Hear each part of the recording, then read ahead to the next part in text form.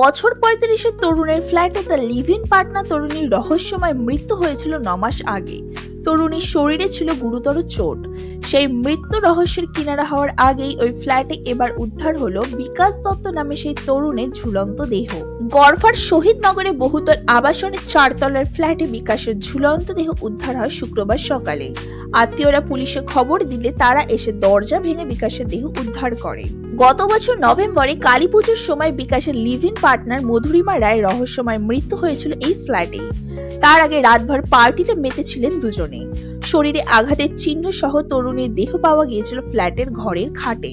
মধুরিমা ও বিকাশের মৃত্যুর মধ্যে যোগসূত্র থাকতে পারে বলে মনে করছেন তদন্তকারীরা, কিন্তু যার সাহায্যে মধুরিমার মৃত্যু রহস্যের সমাধান হতে পারত বলে মনে করছিলেন তদন্তকারীরা, সেই বিকাশ আত্মঘাতী হওয়ায় তরুণীর মৃত্যুতে অস্বাভাবিক কিছু ছিল কিনা তা জানা কঠিন হয়ে গেল বলে মনে করছেন পুলিশ।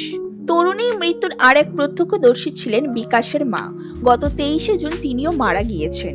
তদন্তে পুলিশ জেনেছেন বিয়ে ভেঙে যাওয়ার পরে মধুরিমার সম্পর্কে জড়িয়েছিলেন বিকাশের সঙ্গে। পারিবারিক জমিতে প্রমোটিং এর পর আবাসন হয়েছিল।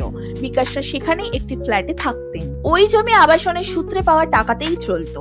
বিকাশদের ওই ফ্ল্যাটেই মধুরিমা তার সঙ্গে লিভ ইন করছিলেন। মৃত্যুর আগে নানা কারণে দুজনের মধ্যে ঝামেলা হতো, সম্পর্কে ফাটলও ধরেছিল। ঘটনাচক্রে এই টানাপোড়েনের মধ্যেই মধুরিমার মৃত্যু হয়েছিল। শরীরে গুরুতর চোট থাকায় তার মৃত্যু নিয়ে রহস্য তৈরি হয়। পরে জানা যায় সিঁড়ি থেকে পড়ে যাওয়ার কারণে চোট পেয়েছিল মধুরিমা। ময়না তদন্তের রিপোর্টে পাকস্থলীতে মাদক দ্রব্যের উপস্থিতির প্রমাণও মিলেছে, কিন্তু বেশ কিছু বিষয়ে ধোঁয়াশা থেকে গিয়েছিল।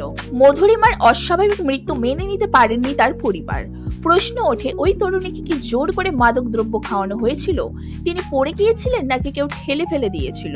কেনই বা সঙ্গে সঙ্গে তাকে হাসপাতালে নিয়ে যাওয়া হয়নি? ঘরের মধ্যে কেন রাখা হয়েছিল? পুলিশ সূত্রে জানা যায়, নভেম্বরে ওই ঘটনার আগের দিন রাত ৮টা নাগাদ মধুরিমাকে পুজোর প্রসাদ দিতে এসেছিলেন তার বোন। তখন দিদিকে বিছানায় শুয়ে থাকতে দেখেছিলেন তিনি। অনেক ডাকাডাকির পরেও তার সাড়া পাননি। ঘরের আলো জ্বেলে দেখে দিদি বিছানায় পড়ে আছে, শরীরে আঘাত রয়েছে। সেই সময় বাড়িতেই ছিলেন বিকাশ এবং তার মা। ওই ঘটনার সন্দেহের তালিকায় ছিলেন বিকাশ। স্থানীয় সূত্রে পুলিশ জানতে পেরেছে, ওই তরুণীর মৃত্যুর পর থেকে অবসাদে ভুগছিলেন বিকাশের মা।